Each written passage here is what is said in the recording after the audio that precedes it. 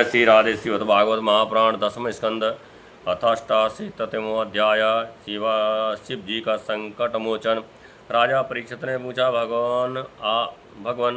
भगवान शंकर समस्त भोगों का परित्याग कर भगवान शंकर ने समस्त भोगों का परित्याग कर रखा है, परंतु देखा यह जाता है कि जो देवता असुर अथवा मनुष्य उनकी उपासना करते हैं वे प्राय धनी और भोग संपन्न हो जाते हैं, और भगवान विष्णु लक्ष्मीपति हैं, परंतु उनकी उपासना करने वाले प्राय धनी और भोग संपन्न नहीं होते। दोनों प्रभु त्याग और भोग की दृष्टि से एक दूसरे से विरुद्ध स्वभाव वाले हैं, परंतु उनके उपासकों को उनके स्वरूप के विपरीत फल मिलता है। मुझे इस विषय में बड़ा संदेह है, क्योंकि त्यागी की उपासना में भोग और लक्ष्मीपति की उपासना में त्याग कैसे मिलता है, मैं आपसे ये जानना चाहता हूँ। श्री सुखदेव जी कहते हैं, परीक्षित, शिव जी सदा अपनी शक्ति से युक्त रहते हैं। वे सत्व आदि गुणों से युक्त तथा अहंकार का अधिष्ठाता हैं। अहंकार के 3 भेद हैं, एकारिक, तेजस और तामस। त्रिविध अहंकार से 16 विकार हुए, 10 इंद्रियां, 5 महाभूत और एक मन अतः इन सब के अधिष्ठात्र देवताओं में से किसी एक की उपासना करने पर समस्त ऐश्वर्यों की प्राप्ति हो जाती है। परंतु परीक्षित, भगवान श्री हरि तो प्रकृति से परे स्वयं पुरुषोत्तम एवं प्राकृत गुण रहित हैं। वे सर्वज्ञ तथा सबके अंतःकरणों के साक्षी हैं। जो उनका भजन करता है वह स्वयं भी गुणातीत हो जाता है। परीक्षा, जब तुम्हारे दादा धर्मराज युधिष्ठिर अश्वमेध यज्ञ कर चुके, तब भगवान से विविध प्रकार के धर्मों का वर्णन सुनते समय उन्होंने भी यही प्रश्न किया था। परीक्षित, भगवान श्री कृष्ण सर्वशक्तिमान परमेश्वर हैं। मनुष्यों के कल्याण के लिए ही उन्होंने यदुवंश में अवतार धारण किया था। राजा युधिष्ठिर का प्रश्न सुनकर और उनकी सुनने की इच्छा देखकर उन्होंने प्रसन्नतापूर्वक इस प्रश्न प्रकार उत्तर दिया था। भगवान श्री कृष्ण ने कहा, राजन, जिस पर मैं कृपा करता हूँ उसका सब धन धीरे धीरे छीन लेता हूँ। जब वह निर्धन हो जाता है तब उसके सगे संबंधी उसके दुख कुल चित्त की परवाह न करके उसे छोड़ देते हैं।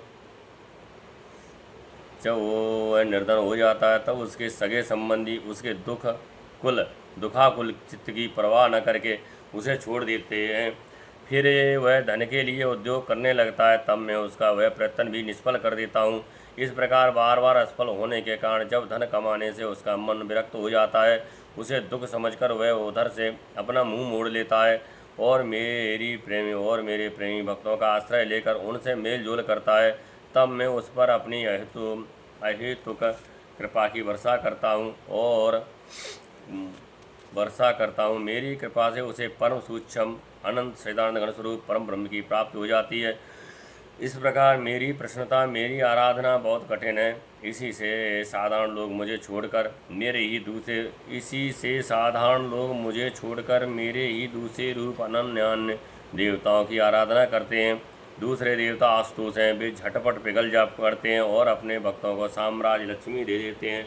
उसे पाकर वे उच्छृंखल प्रमादी और उन्मत्त हो उठते हैं और अपने वरदाता देवताओं को भी भूल जाते हैं तथा उनका तिरस्कार कर बैठते हैं। श्री सुखदेव जी कहते हैं, परीक्षित, ब्रह्मा, विष्णु और महादेव तीनों साप और वरदान देने में समर्थ हैं, परंतु इनमें महादेव व ब्रह्मा शीघ्र ही प्रसन्न रुष्ट होकर वरदान अथवा सांप दे देते हैं, परंतु विष्णु भगवान वैसे नहीं हैं। इस विषय में महात्मा लोग एक प्राचीन इतिहास कहा करते हैं। भगवान शंकर एक बार बृकासुर को वर देकर संकट में पड़ गए थे। परीक्षित, बृकासुर शकुनि का पुत्र था।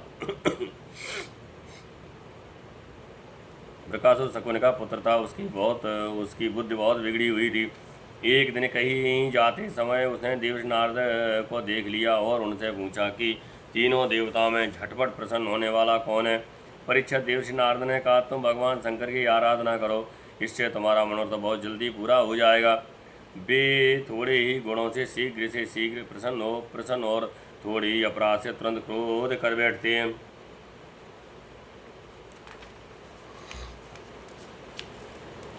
रावण और बाणासुर ने केवल बंदी जनों के समान शंकर जी की कुछ स्तुतियां की थीं। इसी से वे उन पर प्रसन्न हो गए और उन्हें अतुलनीय ऐश्वर्य दे दिया। बाद में रावण के कैलाश उठाने और बाणासुर के नगर की रक्षा का भार लेने से भी उसके लिए संकट में पड़ गए। नगर की रक्षा का भार लेने से वे उनके लिए भी संकट में पड़ गए थे। नारद जी का उपदेश पाकर बृकासुर केदार क्षेत्र में गया और अग्नि को भगवान शंकर का मुख मानकर अपने शरीर का मांस काट कर उसमें हवन करने लगा। इस प्रकार 6 दिन तक उपासना करने वाला भी जब उसे भगवान शंकर के दर्शन न हुए तब उसे बड़ा दुख हुआ। 7वें दिन केदार तीर्थ में स्नान करके उसने अपने भीगे बाल वाले मस्तक को कुल्हाड़े से काटकर हवन करना चाहा। परीक्षित, जैसे जगत में कोई दुख बस आत्महत्या करने जाता है तो हम लोग करुणवश उसे बचा लेते हैं, वैसे ही परम दयालु भगवान शंकर ने बृकासुर के आत्मघात के पहले ही अग्नि कुंड से अग्निदेव के समान प्रकट होकर अपने दोनों हाथ से उसके दोनों हाथ पकड़ लिए और गला काटने से रोक दिया। उनका स्पर्श होते ही बृकासुर के अंग ज्यों के त्यों पूर्ण हो गए। भगवान शंकर ने बृकासुर से कहा, प्यारे बृकासुर, बस करो, अब बस करो, बहुत हो गया। मैं तुम्हें वर देना चाहता हूँ, तुम मुँह मांगा वर मांग लो। अरे भाई, मैं तो अपने शरणागत भक्तों पर केवल जल चढ़ाने से ही संतुष्ट हो जाया करता हूँ। भला तुम झूठ मूठ अपने शरीर को क्यों पीड़ा दे रहे हो? परीक्षित, अत्यंत पापी बृकासुर ने समस्त प्राणियों को भयभीत करने वाला ये वर मांगा कि मैं जिसके सिर पर हाथ रख दूं वही मर जाए। परीक्षित, उसकी ये याचना सुनकर भगवान रुद्र पहले तो कुछ अनमने से हो गए, फिर हंसकर कह दिया, अच्छा ऐसा ही हो। ऐसा वर देकर उन्होंने मानो सांप को अमृत पिला दिया। भगवान शंकर के इस प्रकार कह देने पर बृकासुर के मन में यह लालसा हो गई कि मैं पार्वती जी को ही हर लूँ। वह असुर शंकर जी के वर की परीक्षा के लिए उन्हीं के सिर पर हाथ रखने का उद्योग करने लगा। अब तो शंकर जी अपने दिए हुए वरदान से ही भयभीत हो गए और वह उनका पीछा करने लगा और वे उससे डरकर कांपते हुए भागने लगे। वे पृथ्वी स्वर्ग दिशाओं के अंत तक दौड़ते गए, परंतु फिर भी उसे पीछा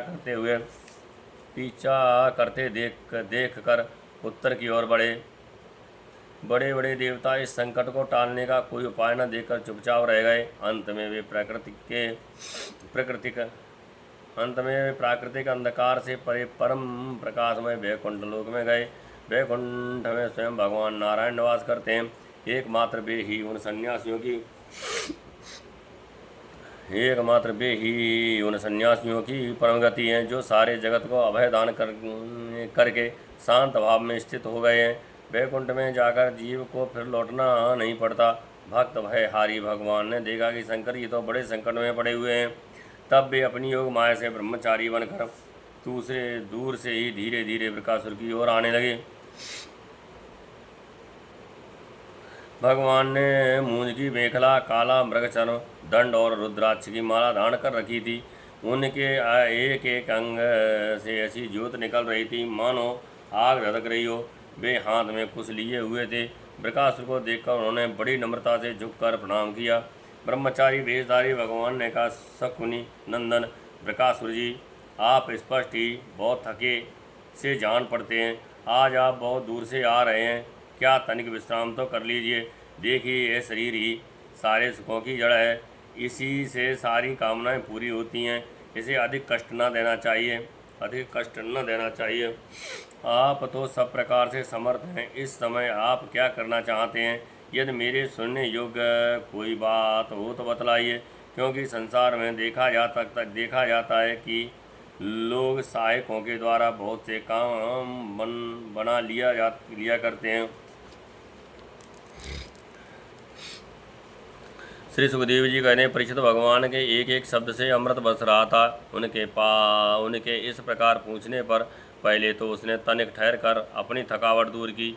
उसके बाद क्रमशः अपनी तपस्या, वरदान प्राप्ति तथा भगवान शंकर के पीछे दौड़ने की बात शुरू से कह सुनाई। भगवान ने कहा, अच्छा ऐसी बात है, तब तो भाई हम उसकी बात पर विश्वास नहीं करते। आप नहीं जानते हैं क्या वह तो दक्ष प्रजापति के सांप से पिशाच भाव को प्राप्त हो गया है। आजकल वही प्रेतों और पिशाचों का सम्राट है। दानवराज, आप इतने बड़े होकर ऐसी छोटी छोटी बातों पर विश्वास कर लेते हैं। आप ये कर लेते हैं आप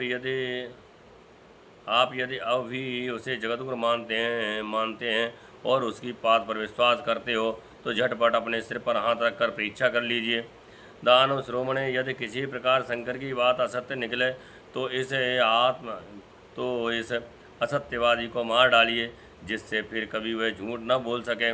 परीक्षित, भगवान ने ऐसी मोहित करने वाली अद्भुत और मीठी बात कही कि उसकी विवेक बुद्धि जाती रही। उस दुर्बुद्ध ने भूलकर अपने सिर पर हाथ रख लिया। बस उसी क्षण उसका सिर फट गया और वह वहीं धरती पर गिर पड़ा, मानो उस पर बिजली गिर पड़ी हो। उस समय आकाश में देवता लोग जय जय, नमो नमो, साधु साधु के नारे लगाने लगे। पापी वृकासुर की मृत्यु से देवता, ऋषि, पितर, गंधर्व अत्यंत प्रसन्न होकर पुष्पों की वर्षा करने लगे और भगवान शंकर उस विकट संकट से मुक्त हो गए। अब भगवान पुरुषोत्तम ने भय मुक्त शंकर जी से कहा